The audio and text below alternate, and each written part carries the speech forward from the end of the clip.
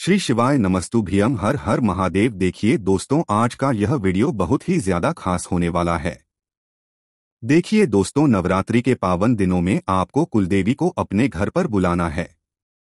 मात्र आपको एक लाल कपड़े की पोटली बनाना है।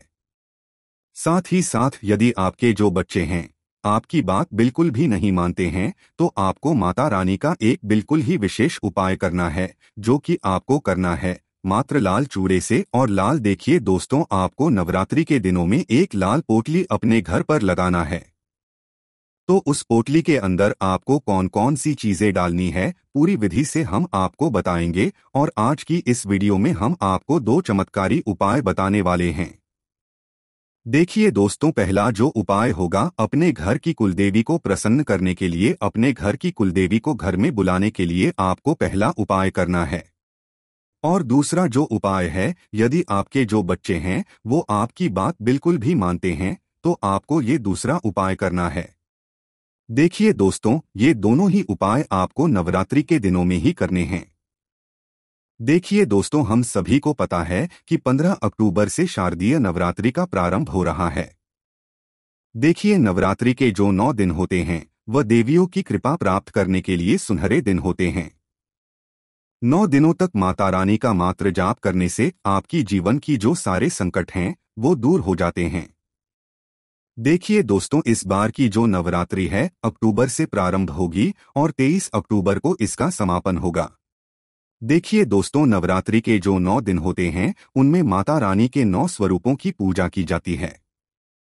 तो देखिए दोस्तों, यदि हम माता रानी की पूजा अर्चना करते हैं तो इससे हमारे जन्म में सुख, समृद्धि, वैभव और लक्ष्मी की प्राप्ति होती है।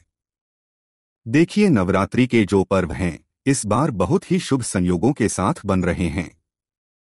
लगभग 30 वर्षों के बाद ऐसे शुभ संयोग बन रहे हैं। इस नवरात्रि में इस बार की नवरात्रि पर शशराज योग बन रहा है, बुराधित योग बन रहा है और साथ ही साथ भद्र योग भी इस बार बन रहा है। तो देखिए दोस्तों, पूज्य गुरु जी की कथा को सुन करके और समझ करके ही आपको इन उपायों को समझाने का पूरा प्रयास करूंगा। लेकिन उससे पहले आप सभी से निवेदन है कि चैनल पर पहली बार आए हैं तो चैनल को सब्सक्राइब करके माता रानी का एक बार प्यारा सा जयकारा लगा दें, ताकि माता रानी की कृपा से आपके जीवन के सारे कष्ट दूर हो जाएं। देखिए दोस्तों, यह नवरात्रि में आप पहले दिन भी कर सकते हैं और नवरात्रि के जो बीच के दिन होते हैं उनमें भी आप ये उपाय कर सकते हैं। देखिए, यह जो उपाय है विशेषकर आपको रात्रि के समय ही करने होंगे, क्योंकि नवरात्रि में रात्रि का विशेष महत्व होता है। नवरात्रि की जो रात्रि होती है उनमें दैविक शक्तियां जो होती है वो रात्रि के समय बहुत ही अधिक प्रबल होती है। देखिए दोस्तों, सबसे पहले हम जान लेते हैं पहले विशेष उपाय के बारे में, जो कि विशेषकर लाल पोटली वाला उपाय होने वाला है। देखिए, नवरात्रि में मां आदिशक्ति देवी को प्रसन्न करने से पहले आपको अपने घर की कुलदेवी को भी प्रसन्न करना बहुत ही आवश्यक होता है। इसीलिए आपको कुलदेवी के नाम की एक पोटली बनाना चाहिए। देखिए, यदि आपको कुलदेवी का नाम नहीं मालूम है तो आप मन ही मन कुलदेवी का स्मरण करते हुए भी यह उपाय कर सकते हैं।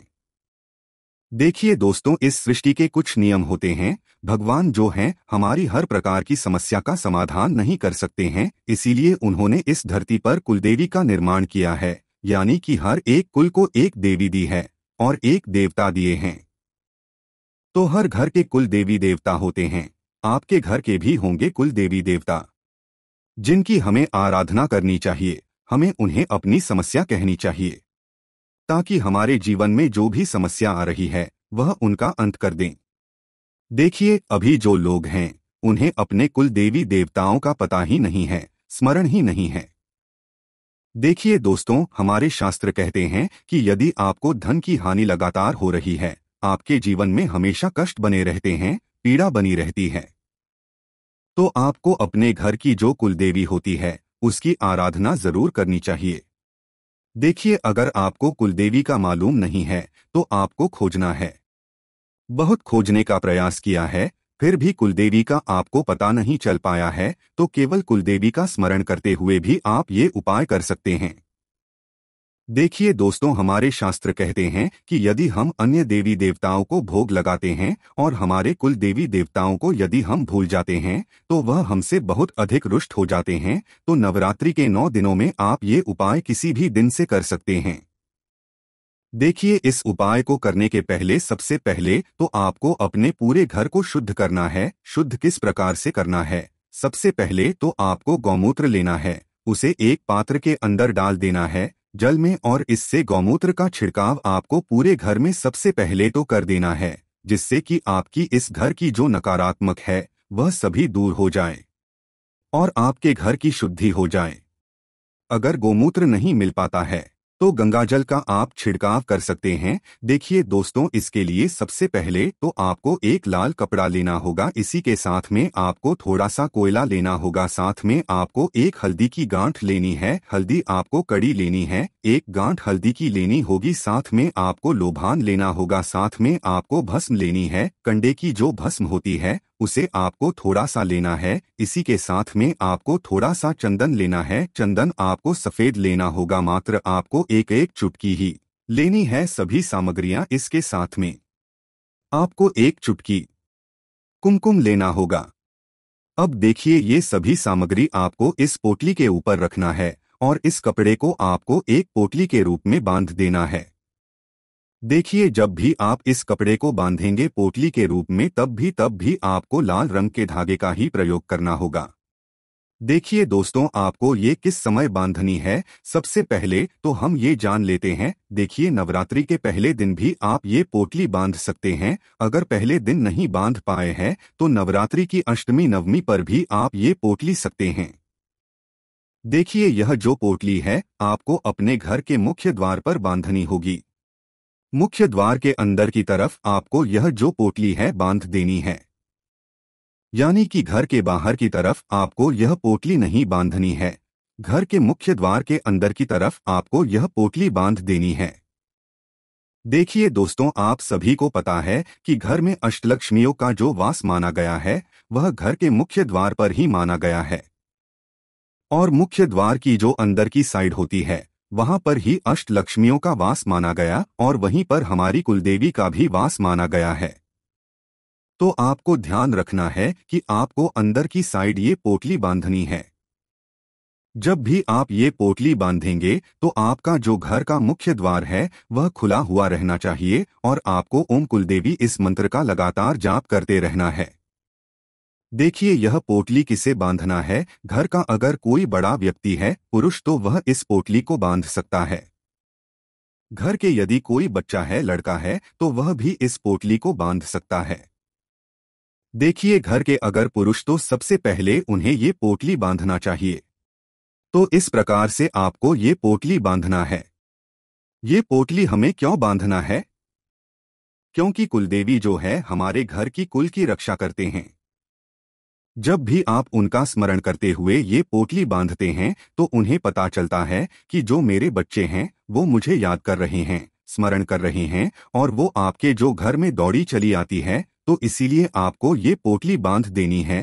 केवल आपको यह जो पोटली है नवरात्रि के दिनों में ही बांधनी है। तो दोस्तों, इस प्रकार से आपको इस पोटली को अपने के मुख्य द्वार पर बांध देना है। आपके जो भी कुल देवी देवता होंगे वो बहुत ही अधिक प्रसन्न होंगे, आपके सारे बिगड़े कार्य बनने लगेंगे। देखिए दोस्तों, अब हम बात कर लेते हैं दूसरे उपाय के बारे में। यदि आपके बच्चे गलत संगत में जा रहे हैं, आपकी बात वह बिल्कुल भी नहीं मानते हैं, या फिर आपको संतान संबंधित कोई भी परेशानियां हैं, संतान सुख आपको नहीं प्राप्त हो पा रहा है, तो आपको यह चमत्कारी उपाय करना चाहिए। देखिए, इस उपाय के लिए आपको 1 चम्मच लाल चंदन लेना है, यानी कि 1 चम्मच लाल चंदन आपको किसी भी कागज के अंदर एक बांध लेना है। अब इसी के साथ में आपको लाल चूड़ियां लेनी है। लाल चूड़ी आपको मात्र 4 लेनी है। अब इसी के साथ में आपको लेना होगा एक लाल रंग का फूल। यदि आपको गुड़हल का फूल मिल जाता है तो बहुत ही सर्वोत्तम होता है, क्योंकि माता रानी को गुड़हल का फूल बहुत ही यदि प्रिय होता है। यदि गुड़हल का फूल नहीं मिल पाता है तो आप अन्य किसी भी रंग का, तो आप अन्य किसी भी पुष्प को ले सकते हैं, केवल आपको लाल रंग का ही फूल लेना होगा। दोस्तों, यह जो लाल चंदन है, लाल चूड़ियां हैं, लाल फूल है, इन्हें आपको किसी भी एक लाल कपड़े पर रखना है या फिर एक कागज के टुकड़े पर रखना है और आपको किसी भी देवी के मंदिर में पहुंच जाना है और यह जो सभी सामग्रियां हैं किसी भी देवी के मंदिर में आपको रख कर के आ जाना है। माता रानी के सामने आपको यह सारी सामग्रियां रख देनी है और आपको प्रार्थना कर लेनी है कि जो मेरे बच्चे हैं वह सुधर जाएं। हमारे जो बच्चे हैं वह हमारी बात बिल्कुल भी नहीं मानते हैं। आप उनके ऊपर विशेष कृपा बरसाएं, ऐसी आपको कामना कर लेनी है और यह सामग्री आपको माता के चरणों में रख करके आ जाना है। केवल आपको ये सभी सामग्रियां वहीं पर रखी रहने देनी है, वापस नहीं लेकर के आनी है। तो बस इतना सा उपाय करना है, आपके जीवन की सारी समस्याएं दूर हो जाएगी। तो दोस्तों, इस प्रकार से आज की इस वीडियो में हमने आपको नवरात्रि के पावन पर्व पर किए जाने वाले 2 चमत्कारी उपाय बताए हैं। दोनों ही उपाय आपकी इस जीवन की सारी समस्याओं का अंत करेंगे। यदि आपको उपाय से जुड़ा किसी भी प्रकार का सवाल है तो कमेंट में पूछ लें। ओम नमः शिवाय। हर हर महादेव। जय शिव शंभू।